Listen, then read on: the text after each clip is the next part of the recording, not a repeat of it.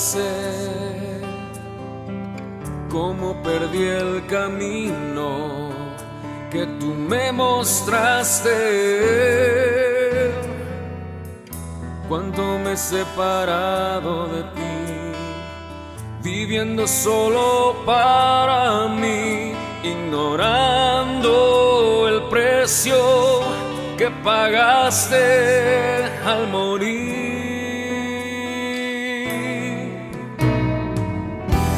No tengo el valor de mirarte, ni siquiera sé cómo perdí el camino que tú me mostraste, cuánto me he separado de ti, viviendo solo para mí, ignorando el precio que pagaste al morir.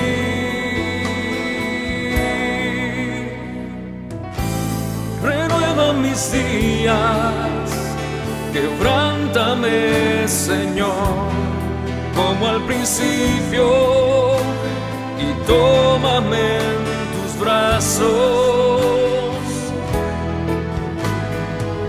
Quiero volver a mirarte, servirte como ayer, como al principio, y hablar de ti sin miedo, sin temor.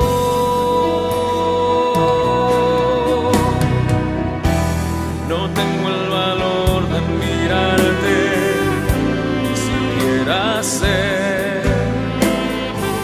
cómo perdí el camino que tú me mostraste,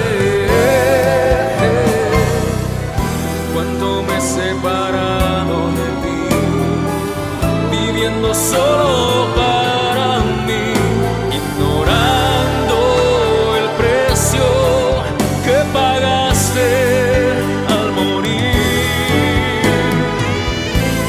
Renueva mis días, quebrántame, Señor, como al principio, y tómame en tus brazos.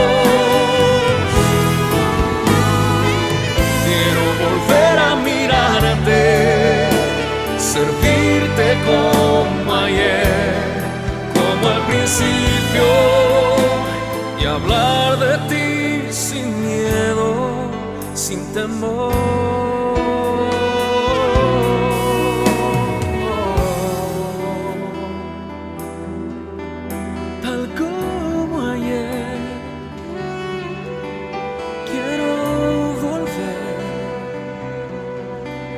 Vivir para ti.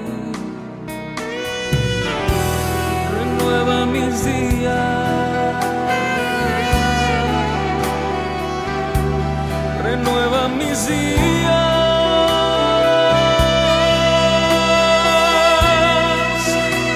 quebrántame, Señor, y tómame.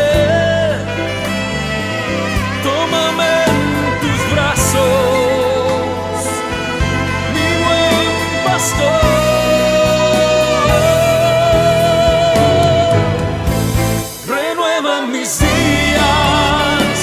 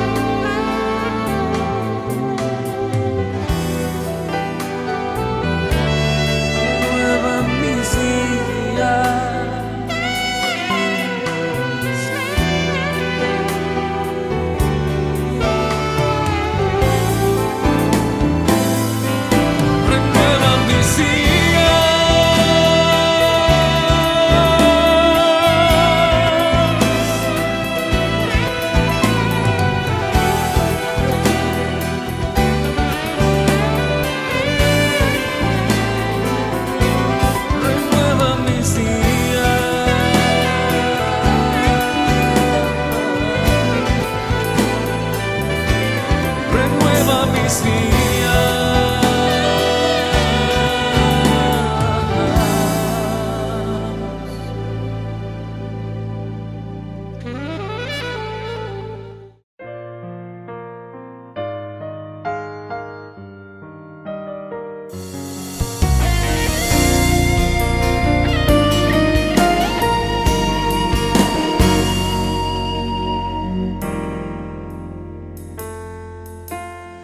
Esperé en ti pacientemente, te inclinaste a mí, escuchaste mi voz, pusiste mis pies sobre la roca y me rescataste de la muerte. Me diste un cántico nuevo, un canto de alabanzas para ti. Muchas son, Señor, tus maravillas, tu gracia y tu perdón no tienen fin. Tu ley está en mi corazón, proclamaré las buenas nuevas de salvación. No cerraré mis labios, no callaré mi corazón. Tú eres mi roca, mi libertador. No tardes más, ven pronto mi Señor.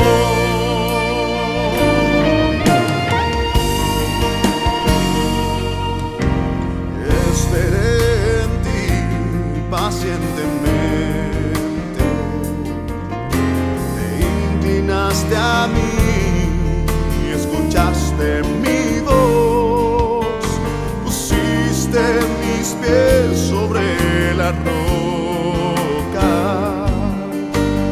y me rescataste de la muerte. Me diste un cántico nuevo, un canto de alabanzas para ti. Oh, muchas son, Señor, tus maravillas, tu gracia y tu perdón no tienen fin.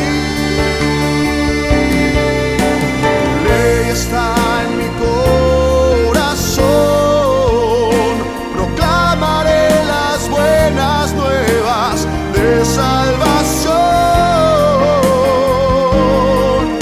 No cerraré mis labios, no callaré mi corazón.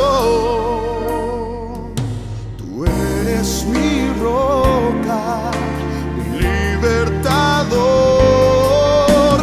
No tardes más, ven pronto mi Señor.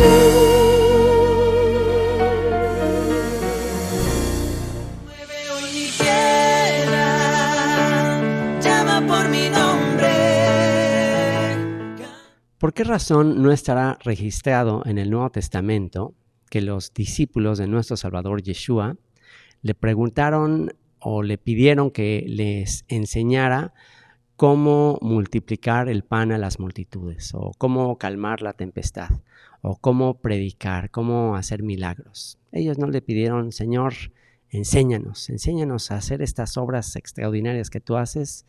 No le pidieron eso, más bien le pidieron: Señor, enséñanos a orar. Enséñanos a orar. Esa es la petición que le hicieron los apóstoles a nuestro Salvador Yeshua. ¿Y por qué le habrán preguntado eso? Pues por la simple razón de que ellos sabían, ellos se dieron cuenta, ellos descubrieron que la fuente de su poder, la fuente de su unción, la fuente de todo lo que él llevó a cabo se basaba en su comunión con su Padre, su vida de oración. Él se levantaba temprano a orar, obviamente tenía la práctica judía de orar 3 veces al día y aparte de eso, pues orar sin cesar. Así que si algo era importante para los apóstoles era aprender a orar. Y ese es exactamente el objetivo de esta serie, Descubre la oración bíblica. Aprender a orar como nuestro maestro, aprender a orar como todos esos personajes de la Biblia que dejaron un legado de fe y que dejaron escritas todas esas oraciones y que vamos a ir recorriendo cronológicamente en esta serie Descubre la oración bíblica. Así que ven, sé parte de esta serie que nos unirá en oración, que nos hará tener el mismo sentir que todos estos personajes de la Biblia, y será una serie que estaremos usando en nuestras reuniones virtuales cada vez que nos reunamos. Ese será el énfasis de nuestras reuniones, la oración. Así que ven, acompáñanos y a lo largo de esta serie que se grabaron los primeros episodios en diferentes lugares y ya después la mayoría de los capítulos se grabaron en el Parque Histórico Descubre la Biblia, en la Sinagoga Bet Yeshua, donde ahora estoy, y este será el lugar que nos unirá, que será el marco para la unidad que vamos a tener, no importa dónde te encuentres, en cualquier parte del mundo, cada vez que nos reunamos virtualmente, vamos a utilizar esta serie para descubrir la oración bíblica. Así que, bienvenidos. Remueve hoy mi tierra, llama por mi nombre.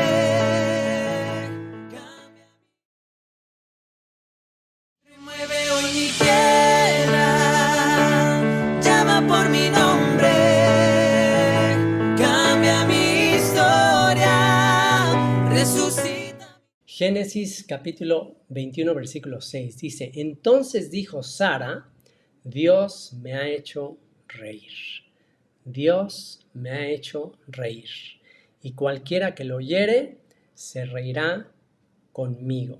Esta es la oración de Sara. Este es su momento de gratitud, un momento de éxtasis, de gratitud, cuando por fin se le cumple la promesa de que tendría un hijo. Y bueno, pues aquí Sara le dice a Dios: Señor, me has hecho reír. Me has hecho reír y cualquiera que lo oyere se reirá conmigo. Así que, ¿qué te parece si hoy cumplimos la profecía y la oración de Sara de reírnos juntos? Y es una risa es una risa como de una mezcla de incredulidad, pero con sorpresa. O sea, una incredulidad de, pero ¿cómo puede ser esto posible? O sea, pero que ya te ríes de que esto es increíble, esto está... jamás te hubiera pensado, jamás hubiera creído que esto iba a suceder. Pero sucedió y vamos a ver de qué manera sucedió. Y hoy más que nunca es tiempo de reír. Hoy más que nunca es tiempo de descubrir la profundidad del misterio de este hijo de la promesa, de Yitzhak, como veremos. Y les voy a invitar a que me acompañen a ver todo el contexto de esta oración para podernos reír juntamente con ella. Así que acompáñame al texto de Génesis, donde aparece esta oración de Sara, y vamos a leer todos juntos lo que dice. Dice ahí en el versículo 1, capítulo 21 de Génesis, dice, visitó Hashem, visitó el nombre, el Señor, el que será, el que es y el que fue, a Sara, como había dicho, e hizo el que será, el que es y el que fue con Sara, como había hablado. Y aquí esto está sucediendo 25 años después de la promesa. 25 años pasaron desde que Dios les hizo la promesa a Abraham y Sara de que tendrían un hijo, y bueno, pues esto habla de la paciencia, que ellos tuvieron la perseverancia, pero pues obviamente también Dios permitió que pasara todo este tiempo. Y a ver, ¿quién me puede decir por qué después de que les promete, de por sí ya era imposible, o sea, de por sí ya estaba difícil que concibieran en esa época, o sea, 25 años atrás, aún así era imposible. ¿Por qué? Porque ya de cualquier manera ya estaban viejitos, pero había otra imposibilidad, y es que Sara era estéril. Pero la pregunta es, ¿por qué crees que a pesar de que ya era imposible, todavía lo hizo más imposible y todavía se esperó 25 años más hasta cumplir la promesa? Entonces, a ver, ¿quién me puede por ahí poner en el chat? Pongan ahí sus pensamientos, sus ideas de por qué todavía se tardó 25 años más el Señor en cumplir esta promesa. Pónganlo ahí en el chat, a ver quién contesta esto. Y bueno, a ver, voy a poner ahí sus comentarios en la pantalla, a ver quiénes son los primeros en contestar, quiénes son los más rápidos en usar el teclado. ¿Por qué? ¿Por qué todavía se esperó más tiempo? Y esto podría prefigurar también en gran parte la espera que llevamos desde que nuestro Isaac, nuestro hijo de la promesa, fue sacrificado, y han pasado 2000 años para que se cumpla todo el fruto. Y bueno, déjenme ver, aquí voy a poner algunos comentarios. Valeria, ahí está Valerie, mira, ya estoy poniendo tu comentario en la pantalla. Dice, ¿por qué ella ya no tenía la costumbre de las mujeres? Ok, sí, ya, para que no hubiera la menor duda, ok, ya no iba a tener la costumbre de las mujeres. Dice ahí, para probar la fe de Sara. Gloria López dice, porque su fe no era suficientemente firme y dudaba aún en ese tiempo. Déjenme ver. Ingrid dice, Él es Dios de lo imposible. Ok, aquí me gusta cómo lo puso Marco Soso, me gusta cómo lo puso. Dice, para que no quedara duda que era Dios. Eso, me gustó cómo lo redactaste, Marco. Me gustó, así vamos a ponerle, para que no quedara duda que era Dios. Ya, no hay manera, imposible. 90 años de Sara, 100 años de Abraham, ya, no hay duda. Entonces, bueno, en ese momento cuando es más imposible, así que a veces, fíjate, vamos a reflexionar en esto, hay veces que tú y yo oramos cuando vemos que todavía hay como una pequeña posibilidad. O sea, ay, Señor, ayúdame en esto. Pero ya cuando es imposible, generalmente, ya cuando desde nuestra perspectiva ya no hay nada que hacer, ya hasta dejamos de orar, ¿no? ¿No te ha pasado? ¿No te ha pasado que le insistes y mira, Señor, ayúdame? Híjole, como que estás ahí en el filo de la butaca, estás en la orilla de la silla, ay, Señor, ayúdame, yo ahorita otra vez se puede. Y ya, entonces ya no sucede como pensabas, ya como en el caso de Lázaro, ¿se acuerdan? Estaban ahí insistiendo que venga, Yeshua, ven, no es tu amigo al que amas. Pero ya cuando se murió, pues ya ¿para qué veniste? ya estaba llorando María. Y ya, Señor, si hubieras venido antes, ¿ya para qué? ¿Ya para qué veniste? Y muchas veces así nos pasa. Dejamos de orar cuando pensamos que ya es imposible. Dejamos de orar cuando pensamos que ya no tiene sentido seguir orando. ¿Y qué le dijo Yeshua a María? Y Yeshua, ¿saben una cosa? Yeshua lloró con el dolor que produce la tristeza, la desilusión, la sorpresa de que, oye, pues Dios me dijo, ¿y qué pasó? ¿Y por qué no se cumplió? ¿Por qué? ¿Qué pasó? Ya cuando piensas que no hay esperanza, es ahí cuando el Señor actúa. ¿Para qué? Para que te des cuenta que no hay límites para Él, que no hay imposibles para Él. y que no quede duda absolutamente de que fue él. Porque cuando todavía pensamos ahí que hay una pequeña posibilidad, bueno, entonces cabe la opción de racionalizar las cosas y decir, bueno, sí fue Dios, pero la verdad es que el médico tal, o que tal persona, o que tal situación. Entonces dejamos ahí el milagro como en tela de juicio, en tela de duda. Pero aquí ya no había manera, no había manera, era la única forma en que esto sucediera. Y entonces dice, visitó el Señor a Sara como había dicho. Y me encanta que en el texto se repite muchas veces esta frase, como había dicho.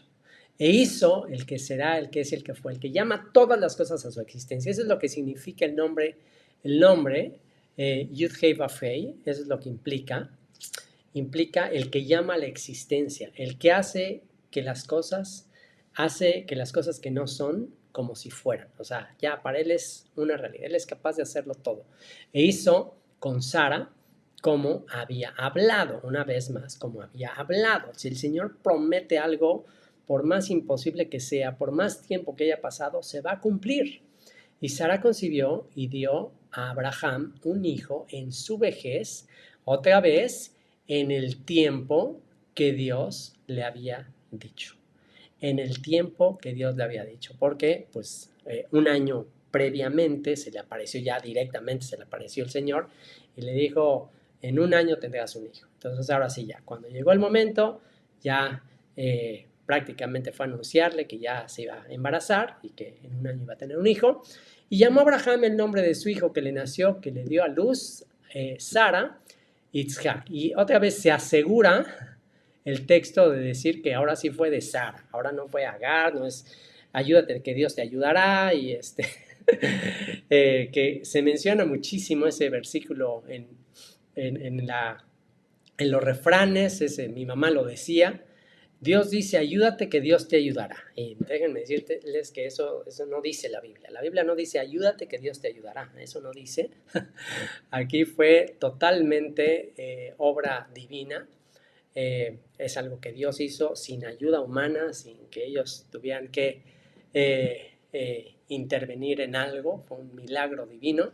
Llamó a Abraham el nombre de su hijo que le nació, que le dio a luz, Sara, Isaac o Yitzhak.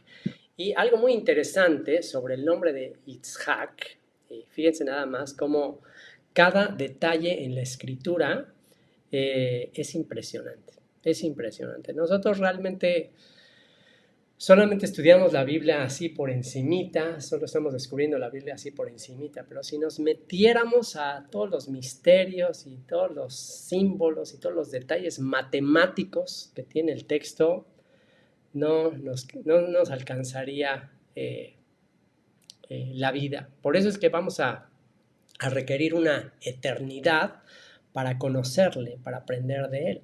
¿Por qué? Porque imagínate que te vaya descifrando letra por letra, palabra por palabra, toda la exactitud matemática de su revelación, para que no haya la menor duda de que el Creador es un matemático y todo lo tiene perfectamente calculado. Fíjense el significado de la gematría. La gematría es la manera en que se contabilizan las letras. Cada letra en el hebreo tiene un valor, ya que no existen, como en español, letras y números, sino que las mismas letras son los números. Las mismas letras se utilizan como números.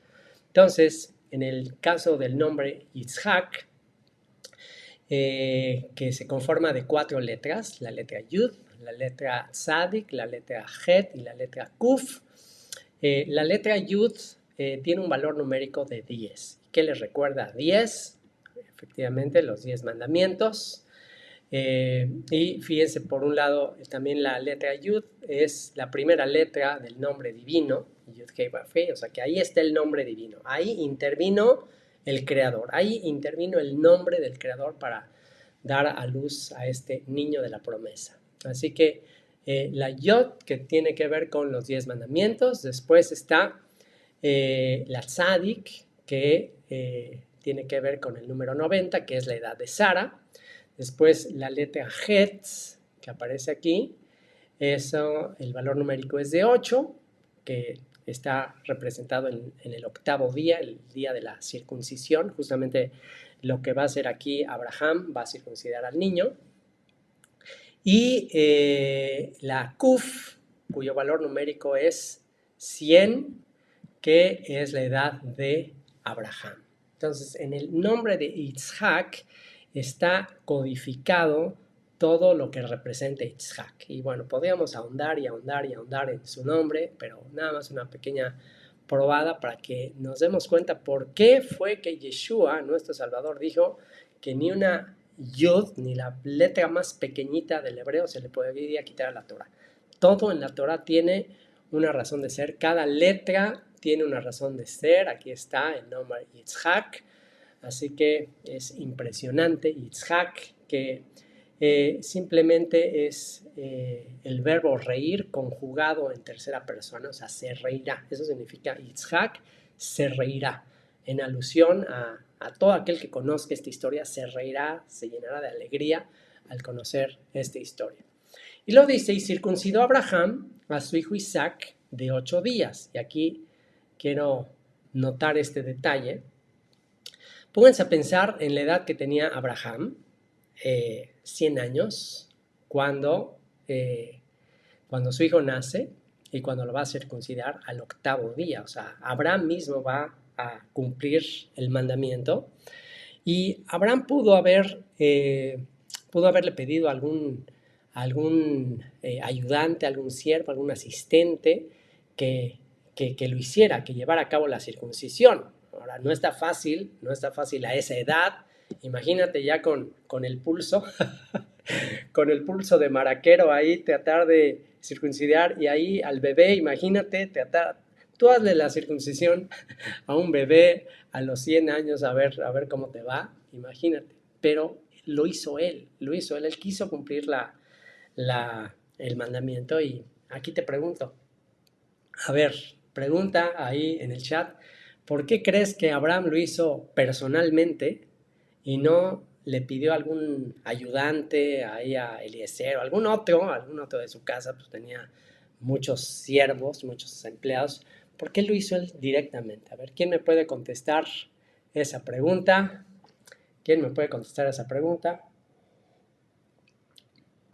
¿Se acuerdan cuando Moisés iba rumbo a Egipto y la esposa lo regaña y le dice, eres esposo de sangre a causa de la circuncisión, y se le apareció un ángel ahí y estuvo a punto de matar a Moisés? Por ahí está parte de la respuesta. Y tiene muchas implicaciones que el papá lo hiciera. Dice aquí Rosy que estaba obedeciendo al Señor. Dice, porque era el padre, dice Napoleón Márquez. Oscar dice, porque él mostraría el resultado del pacto de Dios con él. En fin, bueno, en primera instancia, la razón es porque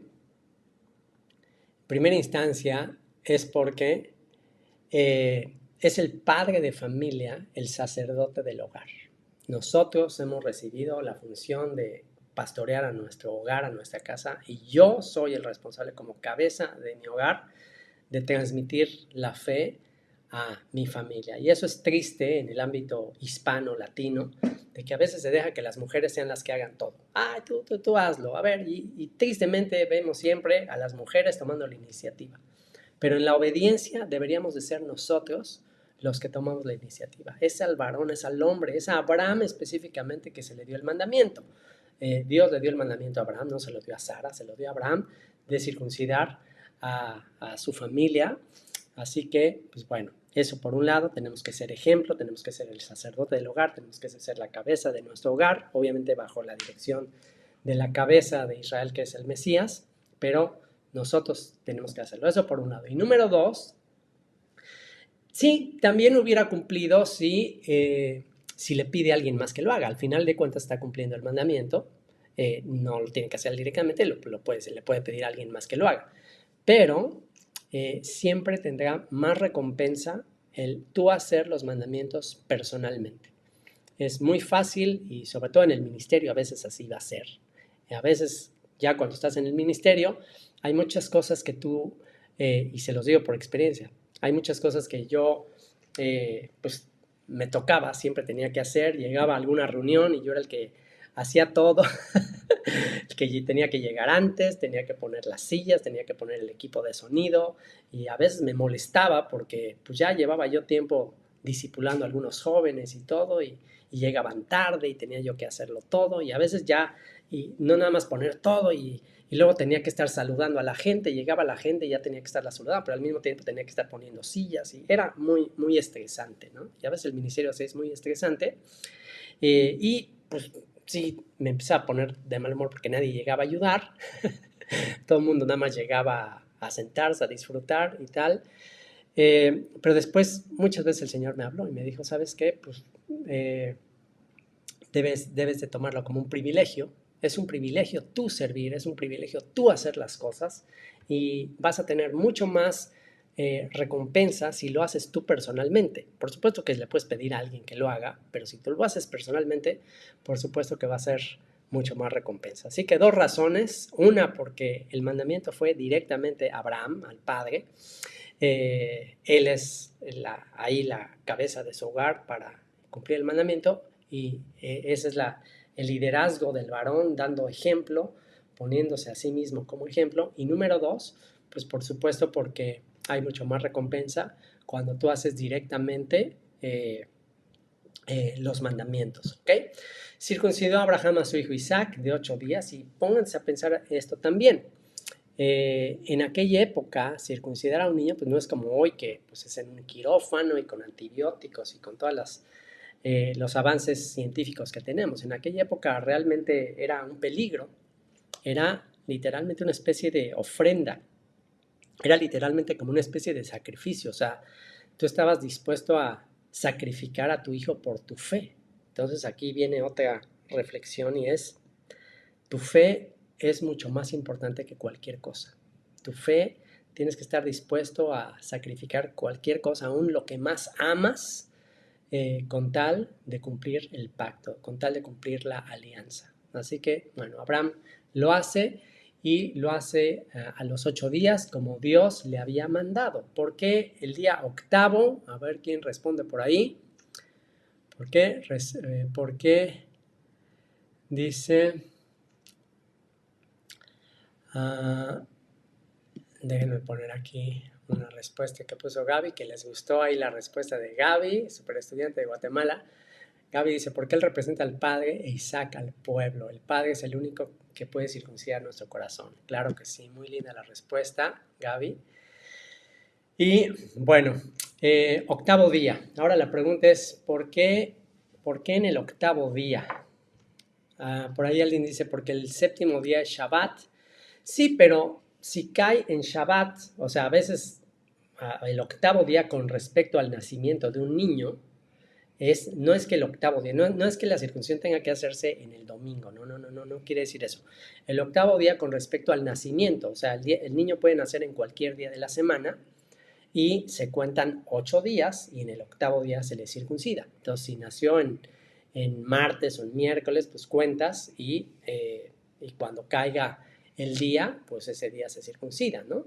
Si nació, por ejemplo, un viernes, si no me equivoco, si nació un viernes y 8 días después, pues es sábado y se puede hacer circuncisión en Shabbat. A pesar de que no se trabaja en Shabbat, el mandamiento de la circuncisión precede al mandamiento del Shabbat. Entonces, bueno, la pregunta es, ¿por qué en el octavo día? A ver, por ahí dice, porque el 8 representa cosas nuevas. Muy bien, Clau, ahí está, esa es la respuesta. El 8 representa cosas nuevas. Alguien por ahí puso que 8 es plenitud. No, plenitud es el 7. Plenitud es totalidad. 7 es número de plenitud, de totalidad. 8 es número de nuevo comienzo. Nuevo comienzo. 7 es el número de esta creación. Toda la creación fue hecha en 6 días y el séptimo reposó. O sea, el 7 es representativo de esta creación. El 8 es representativo de la nueva creación, de la recreación de todas las cosas, del ámbito espiritual, del mundo espiritual, de lo que será el mundo por venir. Así que, bueno, pues el 8, la circuncisión, representa una vida indestructible, una vida espiritual, una vida que ya no depende de la carne, una vida que ya no depende de la corrupción.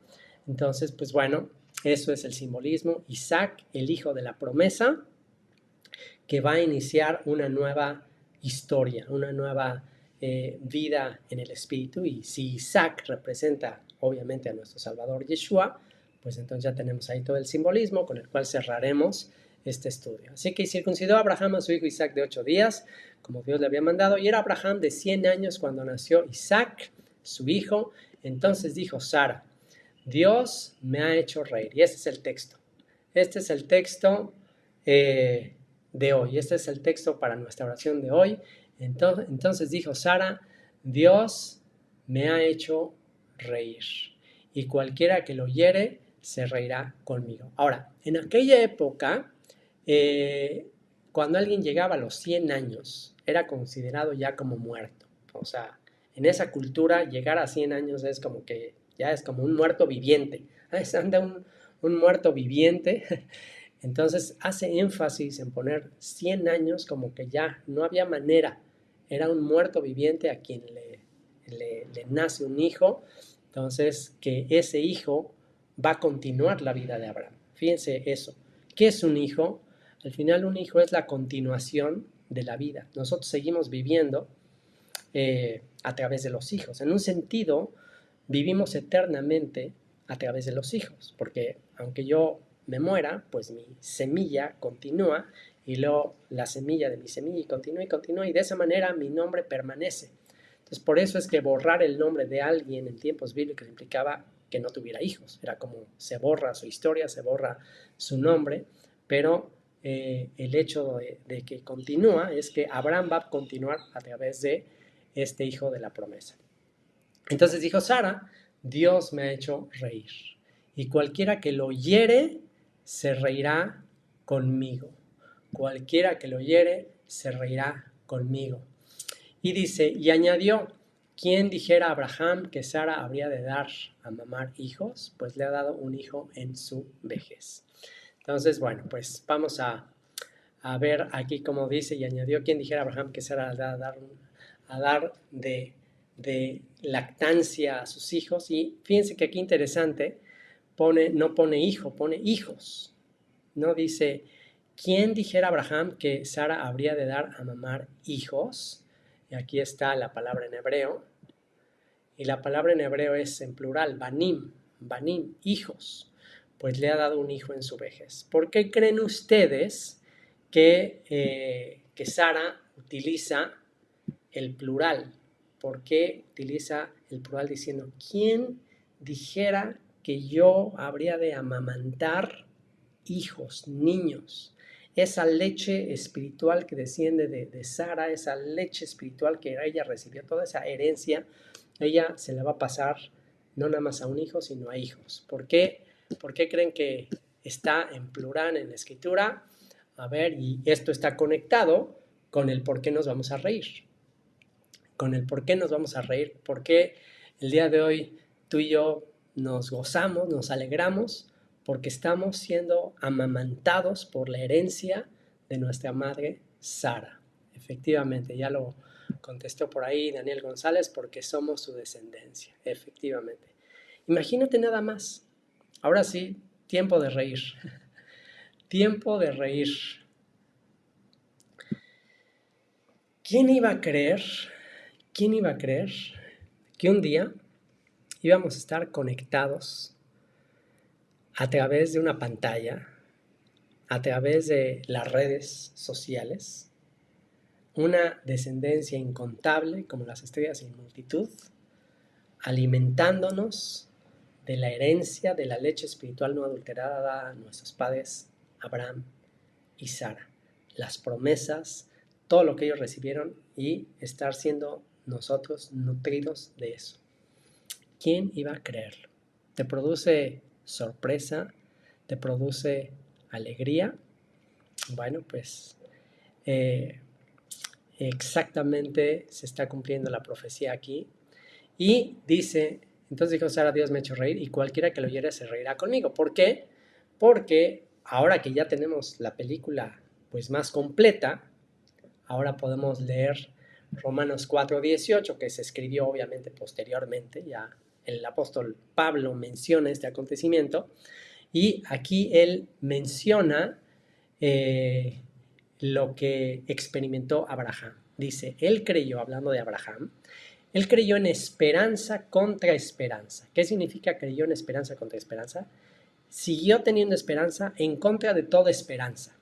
En contra de toda esperanza, lo que les decía al principio, cuando ya no hay manera, cuando ya incluso ya dejaste de orar, ya no tengo esperanza, esto ya no hay manera, ya mi cuerpo está como muerto, él creyó en esperanza contra esperanza para llegar a ser padre de muchas gentes. O sea, el nacimiento de Isaac no nada más es el nacimiento de un niño, de Isaac, sino el nacimiento de muchas gentes, de muchas naciones. La confirmación del nombre que Dios le cambió a Abraham, ahora vas a ser padre de muchedumbre de gentes, de naciones, conforme a lo que se le había dicho, así será tu descendencia.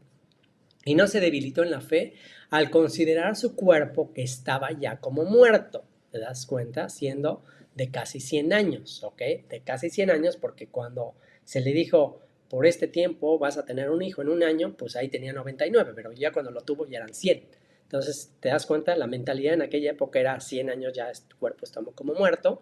O la esterilidad de la matriz de Sara tampoco dudó por incredulidad de la promesa de Dios, sino que se fortaleció en fe dando gloria a Dios. Y aquí hay un tip para orar cuando no hay esperanza. Un tip para seguir las pisadas de nuestro padre Abraham. ¿Cómo orar cuando ya no hay esperanza? ¿Cómo orar cuando ya se te murió el familiar, cuando ya te dieron el diagnóstico, cuando ya es definitivo que no hay manera? ¿Cómo orar? Dando gloria a Dios. Dando gloria a Dios. No nada más alegrarnos cuando sucede el milagro, no nada más alegrarnos cuando tenemos buenas noticias. Hay que alegrarnos, hay que gloriarnos. Como Job que alabó al Señor. Imagínate eso. Alabó al Señor. Después que le dan la noticia que se mueren sus hijos, que pierde todo lo que tenía, dice que alabó al Señor. Eso es algo sobrenatural, algo fuera de serie, algo que solamente podemos hacer cuando entendemos todas estas cosas. Dando gloria a Dios, que dice, plenamente convencido de que era también poderoso para hacer todo lo que había prometido. Plenamente convencido de que era también poderoso para hacer todo lo que había prometido. Pregunta.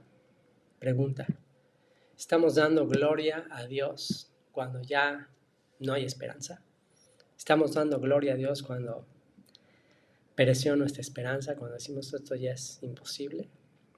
Bueno, pues si no estamos dando gloria a Dios en esos momentos, entonces no estamos siguiendo las pisadas de nuestro padre Abraham. Y por último, Ezequiel 37. ¿Qué texto más representativo ya a nivel del final de la película, a nivel del cumplimiento pleno de la promesa, que este momento en Ezequiel 37, el valle de los huesos secos, dice, la mano del Señor vino sobre mí, me llevó en el espíritu del Señor y me puso en medio de un valle que estaba lleno de huesos secos, y me hizo pasar cerca de ellos por todo en derredor, y he aquí que eran muchísimos sobre la faz del campo, y por cierto secos en gran manera, ya, cadáveres, esqueletos. Y me dijo, hijo de hombre, ¿vivirán estos huesos? Y dije, Señor, eterno, el que llamas a la existencia, tú lo sabes. Me dijo entonces, profetiza sobre estos huesos y diles, huesos secos, oíd palabra del Señor. Esqueletos, cadáveres, ya están secos, ya no tienen carne, ya no tienen nada. Así ha dicho el Señor a estos huesos. He aquí yo hago entrar espíritu en vosotros y viviréis, y pondré tendones sobre vosotros y haré subir sobre vosotros carne, y os cubriré de piel, y pondré en vosotros espíritu y viviréis, y sabréis que yo soy el que llama a la existencia. Yo soy el que llama a la existencia. Profeticé, pues, como me fue mandado, es Ezequiel está en el exilio, Ezequiel ya está allí en Babilonia, ya el pueblo de Israel, la descendencia de Abraham, ya se acabó. Previamente las tribus del norte habían sido llevadas al exilio por Asiria y desaparecieron. Después aquí las tribus del sur son llevadas a Babilonia y pues ya están en Babilonia, ya están en el exilio, ya se acabó. Se acabó la identidad nacional, se acabó el país que desciende de Abraham, y ya estando totalmente muertos en el exilio, dice, profeticé pues como me fue mandado, y hubo un ruido mientras yo profetizaba, y aquí un temblor, y los huesos se juntaron cada hueso con su hueso, y miré, y aquí tendones sobre ellos, y la carne subió y la piel cubrió por encima de ellos, pero no había en ellos espíritu.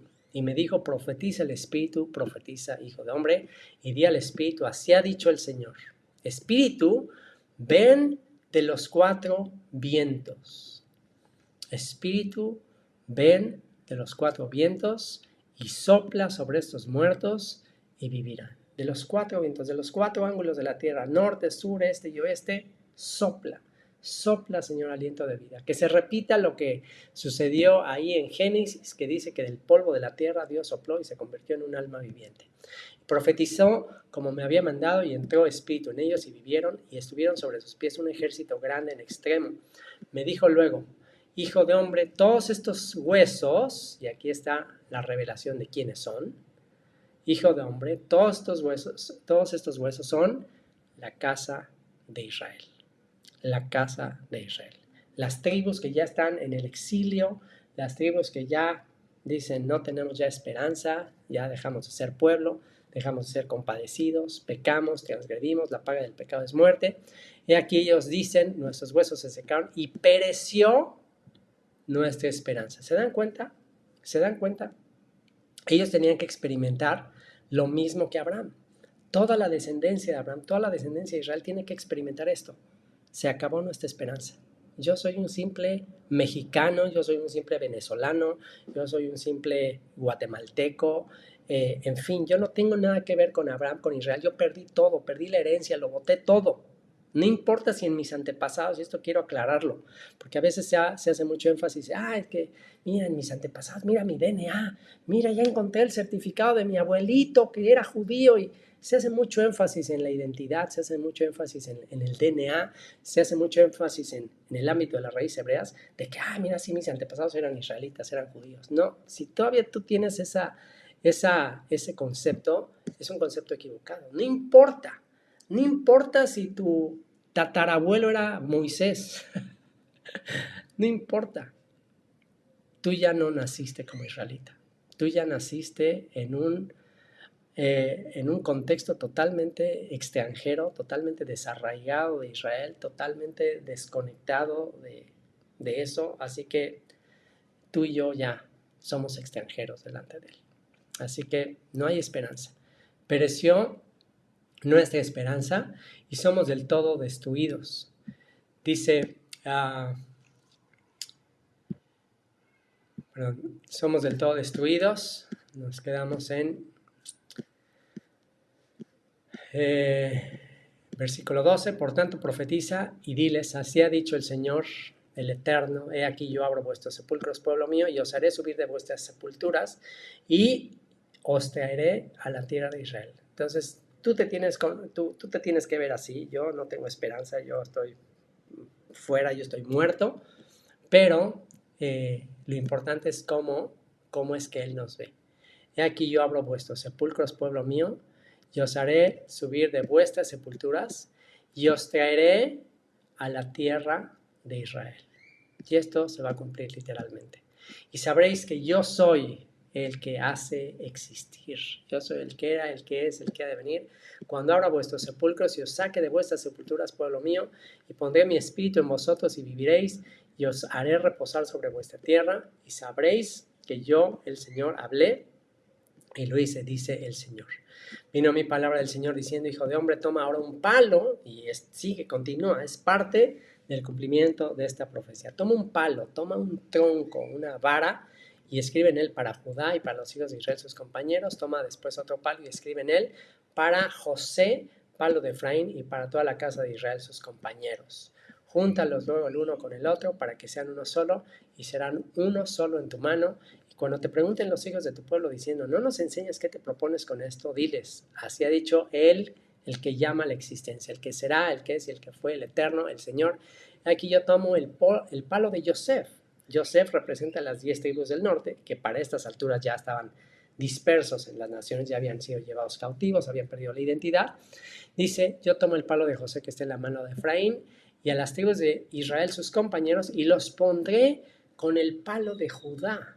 Judá fue llevado a Babilonia, regresó de Babilonia un pequeño porcentaje y reconstruyeron la nación y la casa de Judá, los judíos no perdieron su identidad, pero la casa de José sí perdió su identidad, así como José que se fue a Egipto y perdió la identidad como israelita, de la misma manera su descendencia, la descendencia de las 10 tribus, perdieron la identidad, dejaron de ser pueblo, dejaron de ser compadecidos, como dice la profecía de Oseas, pero aquí está la profecía de que un día traerá a toda esa casa de José, a la casa de Yosef, por eso me llamo Yosef, yo les estoy anunciando a ustedes que ustedes son la casa de Yosef que está dispersa entre las naciones y van a regresar, están regresando y se van a juntar a la casa de Judá, al pueblo judío, y van a ser uno en la mano del Creador, y los palos que sobreescribas estarán en tu mano delante de sus ojos. Los palos sobre los que escribas estarán en tu mano delante de sus ojos. ¿Y tú cuáles crees que son esos 2 palos? A ver, ¿quién me pone por ahí qué son los 2 palos?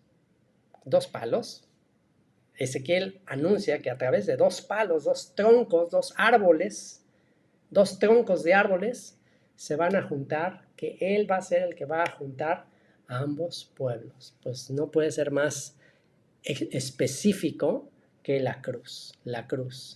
Este es el texto que estaba en mente en el apóstol Pablo cuando escribe su carta a los Efesios y diciéndoles que de ambos pueblos hizo uno, derribando la pared intermedia de separación. Por medio de él unió a gentiles y a judíos. Pero ¿quiénes son los gentiles? Los gentiles son la casa de Israel, que están en las naciones, en el campo, que Dios los va a traer de vuelta.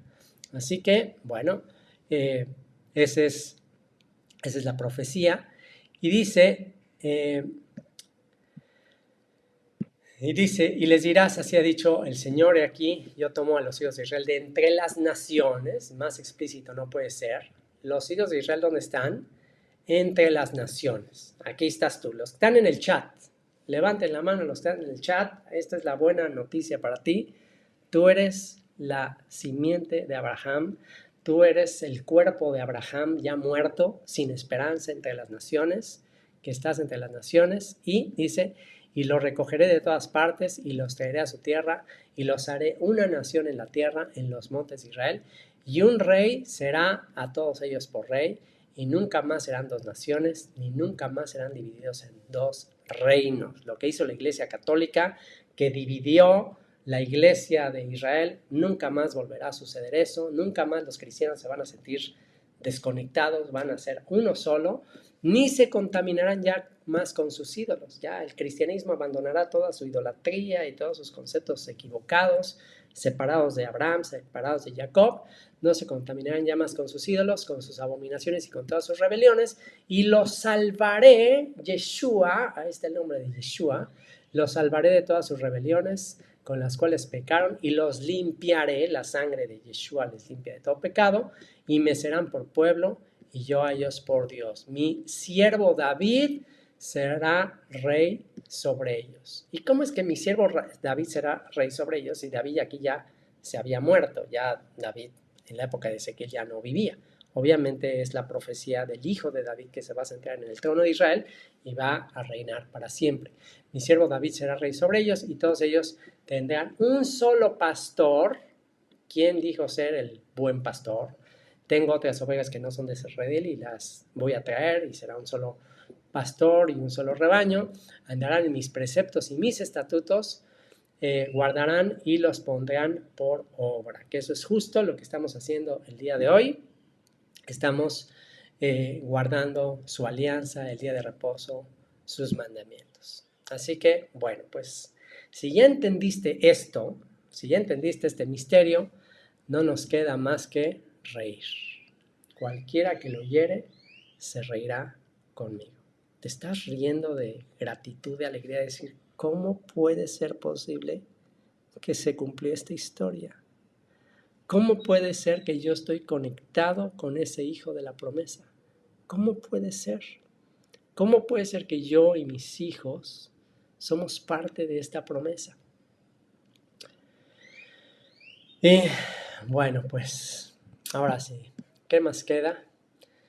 No queda más que orar, agradecer y bendecir a Dios, y a la hora de orar reírnos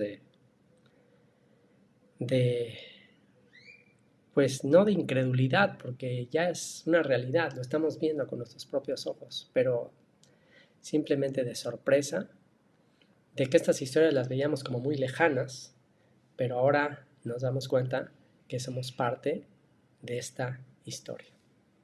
Vamos a orar. Padre, te doy gracias por la vida de todos estos descendientes de Abraham que el día de hoy se congregaron, Señor, que el día de hoy están reunidos para ser testigos de la promesa, Señor, para ser testigos de que has sido fiel. Has sido fiel y Señor, nos has dado la convicción de que para ti no hay nada imposible. Y hoy nos reímos de gratitud, nos reímos de alegría, de saber que somos los hijos a los que Sara está amamantando a través de la fe que le diste, a través del legado que le diste, a través de todas sus vivencias. Estamos siendo alimentados como niños recién nacidos. Gracias, Padre. Gracias te doy por toda esta multitud, por todos estos huesos secos que estamos viviendo, por todos estos hijos de la promesa, en nuestro Salvador, Yeshua. Bendito seas, Señor, por tu misericordia. Bendito seas porque es Yeshua el cumplimiento de todas estas señales, de todos estos símbolos. Así como Isaac estuvo dispuesto a ser sacrificado por amor a ti, también Yeshua estuvo dispuesto a dar su vida para tener fruto de perdón y de salvación a todas las naciones, herederas de las promesas de Abraham. Bendito seas por ello, Padre. Amén.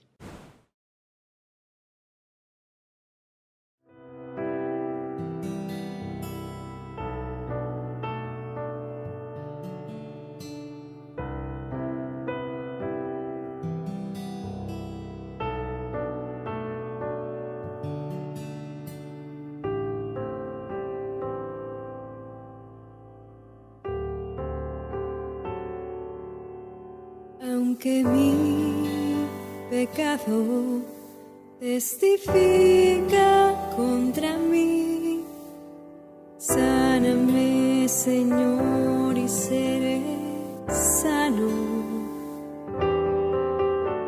Escucha, oh Dios, al clamor de mis suspiros. Mira la aflicción dentro de mí. Bueno es esperar en silencio tu salvación, tu redención, tus misericordias nunca acabarán. Nuevas son cada mañana, vuélvenos a ti y nos volveremos.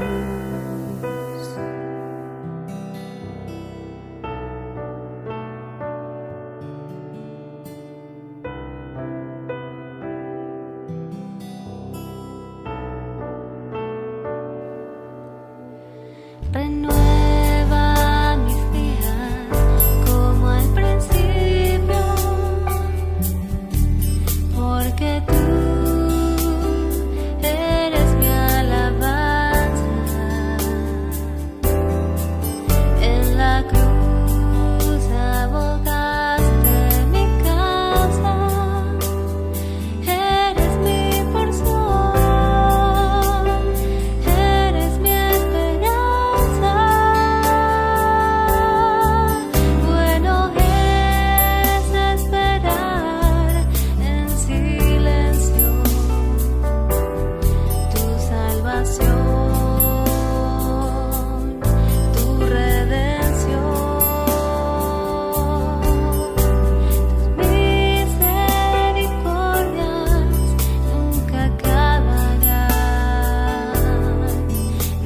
pasó.